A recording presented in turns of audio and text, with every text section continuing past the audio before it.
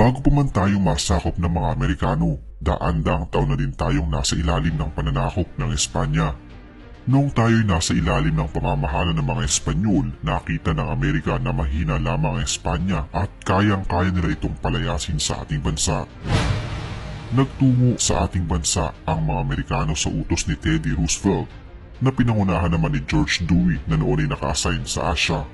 Nagtungo sa Pilipinas ang mga Amerikano at pinangakuan ng mga Pilipino na palalayain nila tayo mula sa imperialismong Espanyol.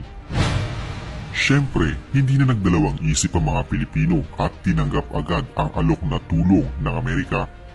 Naging tuloy-tuloy ang pakikipaglaban ng mga Amerikano sa mga Espanyol sa pag-aakala ng mga Pilipino na walang ibang hangarin ang mga kano kundi ang makatulong, hanggang sa unti-unting ipinakita ng mga Amerikano ang kanilang tunay na pakay.